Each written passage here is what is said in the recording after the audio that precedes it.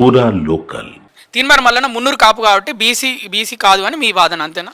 చింతపండు నవీన్ వాళ్ళ కులం 1971 కన్నా ముందు రెడ్లు, ఓసీలలు, ఆ తర్వాత 71 తర్వాతనే వాళ్ళు బీసీలకు మార్చడం జరిగింది. రాజకీయ అవసరాల కోసం బీసీలుగా మార్చడం జరిగింది. రెడ్డి జాగృతి స్థాపించడానికి గల కారణం ఏంటి? మీరు మా హక్కుల కోసం, మా జాతి హక్కుల కోసం మాకు రిజర్వేషన్లు కావాలి, స్టడీ సర్కిల్ కావాలి, గురుకులాలు కావాలి, ఆ రోజు మా అయితే రైతులు చనిపోతారో వాళ్ళకి ఎక్స్గ్రేషియా కావాలి, ఇట్లా 10 డిమాండ్లతోటి 2016లో రెడ్డి జాగృతి అనే సంస్థ నిర్మాణం జరిగింది.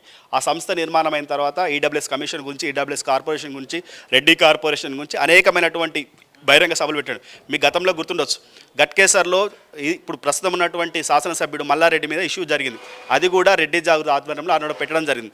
మా హక్కుల కోసం, ఇతర హక్కుల కోసం, మాకు కావాల్సినటువంటి కోసం.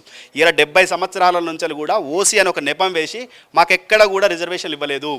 ఈరోజు ఏం చేశారు, మేము 10వ క్లాసులో ఉన్నప్పుడు పాత పుస్తకాలు ఇచ్చి చదువుకోవాల్సిన పరిస్థితి వచ్చింది. ఎందుకంటే మీరు ఓసీలు అని చెప్పి. ఇలా మార్కులు ఎక్కువ వచ్చినా కూడా మీరు ఓసీలు కాబట్టి ఎక్కువ మార్కులు రావాలంటారు, ఓసీలు కాబట్టి పరీక్ష ఫీజులు ఎక్కువ కట్టాలంటారు, ఓసీలు కాబట్టి వయోపరిమితి తక్కువ ఉండాలంటారు, ఓసీలు కాబట్టి హైట్ ఎక్కువ ఉండాలంటారు. ఇగో ఇవన్నీ కూడా కేవలం అగ్రకులం అనే నెపం వేసి మమ్మల్ని అఘాతంలో నెట్టివేసారు. ఇప్పటిదాకా ఓసీల చర్చ ఈ దేశంలో జరగలేదు. అసలు చర్చ ఇప్పుడు జరుగుతూ ఉంది.